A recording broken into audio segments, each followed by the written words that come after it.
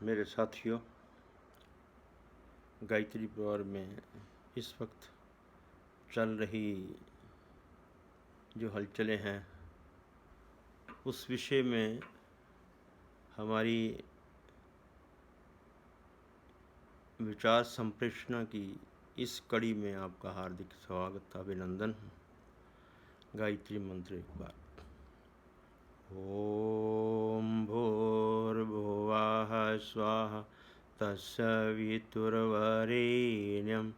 भर्गो देवस्य धीमहि धियो यो नः प्रचोदयात्। ओम प्रज्ञा विद्महे महाकालाय धीमहि तन्नो श्रीराम प्रचोदयात्। ओम सजल श्रद्धा विद्महे महाशक्ते धीमहि तन्नो भगवते प्रचोदयात्। शक्ति स्वरूपा देवियों, देवतुल्य भाइयों, मैंने परम पूज्य गुरुदेव की साहित्य में, जहाँ तक मुझे याद आ रहा है, शायद सुनसान के सहचर किताब में या हमारी वसीयत और विरासत में एक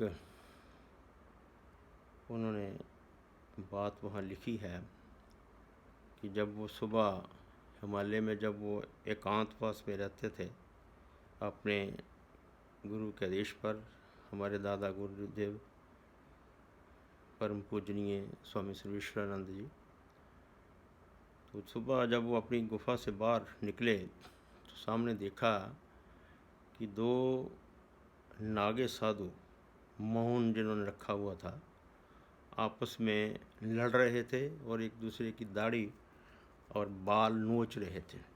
उन्होंने दूर से देखा परम पूज्य गुरुदेव ने, और पास जाके उसका कारण समझने का प्रयास किया तो सब उनको पता लगा कि ये दोनों जो नागे साधु हैं, जो घोर तपश्चर्या में लीन हैं, वो आपस में लड़ाई कर रहे हैं एक छोटी सी क्यारी के लिए, जिसमें वो कंदमूल बीजते थे कोई अपने खाने पीने के लिए। तो दोनों में से एक ने, किसी ने खुरपा थोड़ा उनकी जो मेड़ थी, सेंटर वाली जो बाउंड्री जिसको कहते हैं, उसमें थोड़ी अपनी तरफ कर ली और उनमें झगड़ा इतना बढ़ गया कि आपस में लहूलुहान हो गए। तो परम पूज्य गुरुदेव बताते हैं, हमें शिक्षा देने का, उसमें उनका लिखने का कारण ये है कि हमको शिक्षा दी है कि व्यक्ति कहीं भी बैठा हो, ऊंचे पहाड़ों में, कंदराओं में घोर तपस्या कर रहा हो, लेकिन उसकी यदि मन स्थिति नहीं बदली तो उस तपस्या का कोई लाभ नहीं। वो उसी मोह में, उसी मोह के जंजाल में वो फंसे हुए हैं। थोड़ी सी जगह के लिए वो लड़ रहे हैं आपस में। आपको नहीं लगता कि जिनको हम बहुत मान सम्मान आदर हम मानते हैं कि ये बहुत पुराने गुरुदेव से जुड़े हुए हैं और न जाने ये कितनी उच्च कोटि के लोग हो गए होंगे, और हमारी श्रद्धा उनके प्रति कई वर्षों से बनी आ रही है। लेकिन मैं समझता हूँ कि ये मेरा सौभाग्य ही रहा कि जब मुझे परमवंदनीय माता जी ने 1992 में शव समारोह का मौका दिया और मुझे वहाँ इन वरिष्ठ भाइयों के साथ बीच में रहने का मौका मिला, परमवंदनीय माता जी के साथ, इन वरिष्ठ भाइयों के साथ गोष्ठियाँ अटेंड करने का मौका मिला, और उसके बाद अन्य अन्य कई ऐसे महत्वपूर्ण कार्यक्रमों में मुझे जिम्मेवारी दी गई जिसमें मैंने इनको क्लोजली देखा।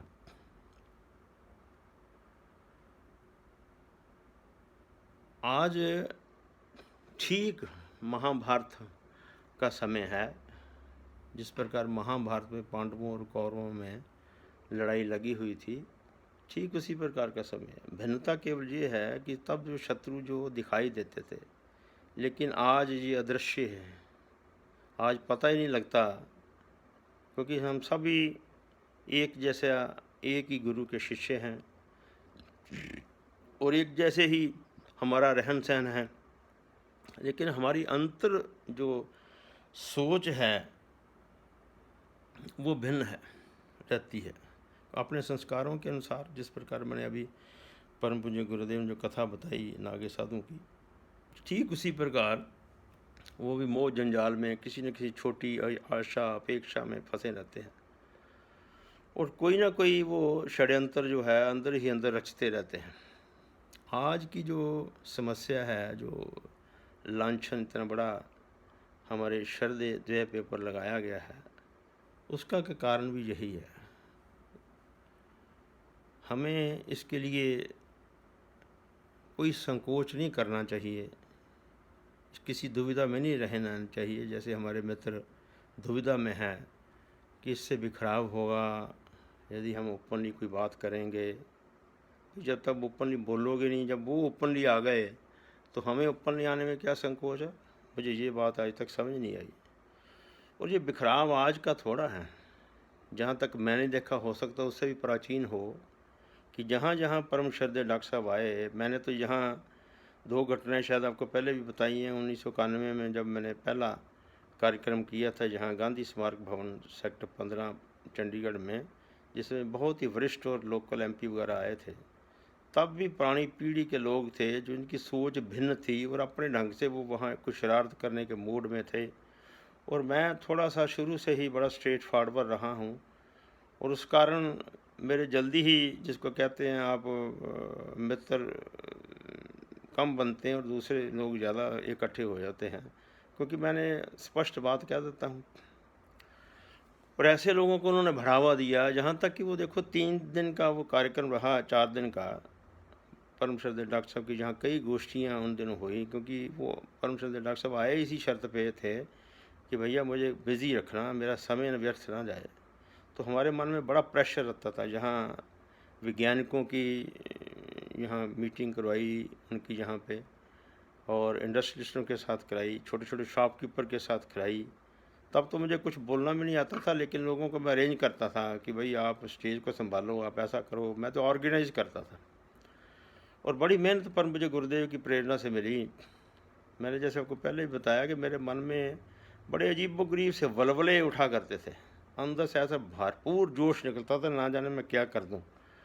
तो बड़े अच्छे अच्छे और बड़े, जिसको कहते हैं हटकर, जो कार्यक्रम हुए यहाँ चंडीगढ़ में और इस क्षेत्र में। उसके बाद और भी काफ़ी कुछ हुआ, लेकिन वो उस सारे कार्यक्रम की जो रिपोर्टिंग थी, प्रज्ञा अभियान, जिसके जो स्वयं उसके एडिटर भी हैं, उसमें जब प्रज्ञा अभियान आया, हमारे लिए बड़ा माननीय हुआ करता। प्रज्ञा अभियान की बड़ी इसमें सत्यता होगी, ये होगी। जब उसमें पूरी कवरेज, मैंने तो लिख के कुछ भेजा नहीं, यहीं से वो कवरेज बन के गई। जो मेरी लेटर थी, मैंने जो डिटेल अपनी तरफ से भेजी थी, वो कहीं इधर उधर कर दी, हो गई या कर दी मुझे नहीं मालूम। लेकिन जब प्रज्ञा अभियान जब छपा, तो उसमें मेरे और मेरे साथियों का कोई जिक्र ही नहीं। नाम लिखते हैं ना नीचे, किसने किया, क्या किया, हमारा कोई नाम नहीं। उन लोगों के नाम जो वहाँ शरारत कर रहे थे। तो मुझे बड़ा दुख हुआ था। परमजी माता जी भी थे, तो मैंने माता जी को निवेदन किया कि माता जी ऐसा ऐसा हुआ। कहते बेटे कोई छोड़ो, ऐसे लोग होते हैं, चिंता मत करो, आपका हमें हमारे दिल में तो है ना। मैं कहा ठीक है, लेकिन चलो इसका कॉरिगेंडम उसका बाद में उन्होंने भेजा छोटा सा बना के, जिसमें मेरा और मेरे साथियों का नाम वगैरह, कि उसको फ़ायदा नहीं। लेकिन वो शरारत पहली मेरी नज़र में आई कि भाई ऐसा क्यों हो रहा है। तब इतना मुझे ज़्यादा पता भी नहीं था। धीरे धीरे फिर शब्द समारोह में मैंने इनका बिहेवियर देखा, फिर 1995 में देखा। तो कहने का मतलब उनसे लेटेस्ट जो 251 कुंडियों में देखा, तब भी इन्होंने ऐसा किया। और जितने ये शरारती तत्व थे उनको इकट्ठा कर दिया इन्होंने। जो जब आजकल शक्तिपीठों के इंचार्ज हैं, इन्होंने उसका बना दिया, एक नया ग्रुप बना दिया, ग्रुप को पैदा कर दिया। उनकी उनकी हमारे कार्य करने की शैली और है। हम चाहते हैं कि मिशन का गरिमा बढ़े, मिशन अपने देवता के रूप में प्रकट पैदा हो, अपनी तरफ से देश समाज को। लेकिन ये कुछ लोगों की अपना, ये लेने वाले हैं, लेवता है, ये बड़े बड़े उनको पकड़ के जो जो पैसा खर्च सकते हैं उनको करके अपनी गायत्री परिवार की गरिमा। यहाँ तक कि गुरुदेव माता जी के चित्र भी मैंने देखा कि कई बार ऐसे कार्यक्रमों में स्टेज से गायब रहते हैं। और ऐसे ऐसे कार्यक्रम, चलो मैं उस डिटेल में नहीं जानना चाहता। मैं तो अपने साथियों को ये बताना चाहता हूँ कि ये बिखराव की बात कर रहे हैं ना, कि ये बिखराव आज का नहीं, उन्होंने पैदा किया। ये तो टॉलरेंस है उस केवल और केवल परम श्रद्धेय जो हमारे डॉक्टर साहब परमादरणीय जी के पक्ष में जाता है। वो उन्होंने इतना ज़्यादा संयम रखा कि ऐसे लोग पैदा कर हो गए, जैसे मनमोहन सिंह, जिसकी शक्ल ही सियार जैसी है, कहीं मुझे दिख जाए तो उससे बैठ के पूछूं भाई तेरे को तेरी तेरी औकात क्या है, तेरी करतूत क्या है, तू इतना नहीं समझता कि तेरी घरवाली को पैरालिसिस तक हो गया, इन्होंने ही उनको संभाला, लाखों रुपये उसके ऊपर खर्च किया, और तुम्हें शर्म ही नहीं बिल्कुल कि तू उनके विरोध में लिख रहा है, ऐसे कोई और उनके साथी साथ में मिले हुए हैं। तो मेरा तो आपसे यही निवेदन है कि भाई आप लोग किसी, अभी मैंने एक ग्रुप में पढ़ा कि हमने वहाँ कोई गोष्ठी कार्यकर्ताओं की पंजाब में, और सभी ने कहते वो बस ये मन में कोई खुल के सामने आता नहीं है, उनको सभी को लगता है कि गुरुदेव महाकाल हैं, तो वो अपने आप देखेंगे, हम तो गुरुदेव का काम करें। उन भाइयों को मैं फिर अपने पुराने वीडियो के संदेश की जो बात मैंने लिखी है वो बोली थी कि वो यही बात वो कर रहे हैं कि सोमनाथ मंदिर में ऐसे ही पुजारियों वाला बिहेवियर बना रहे हैं, और पुजारियों जैसे ही सोच रहे हैं कि बैठो भाई माला जपो, वो अपने आप जो आतताई आए हैं, जो लूटने वाले आए हैं, वो चले जाएंगे, उनको भगवान शिव अपना त्रिशूल, इसी प्रकार की सोच आप लिए घूमते हो। भाई आपको उठना चाहिए, उठ के खड़े होना चाहिए, उनका विरोध करना चाहिए।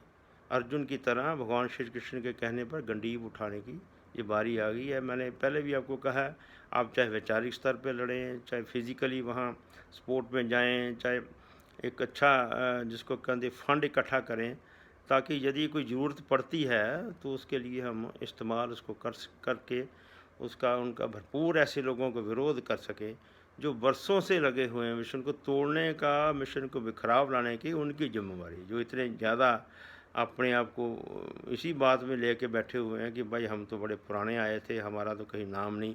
नेचुरली उनकी अगली जनरेशन का भी, जैसे यहाँ चंडीगढ़ में, पंजाब में, हरियाणा में, हिमाचल में, सब जगह ऐसा अगली पीढ़ी जो आती है उनकी महत्वाकांक्षा जाग जाती है, और वो कुछ ना कुछ उनकी उस महत्वाकांक्षा के कारण ही ये सारा कुछ कर रहे। आप तो कुछ कर नहीं सकते, बार बार उनको विरोधियों को खड़ा कर देते हैं, ऊपर से उनको उनकी सपोर्ट करते हैं।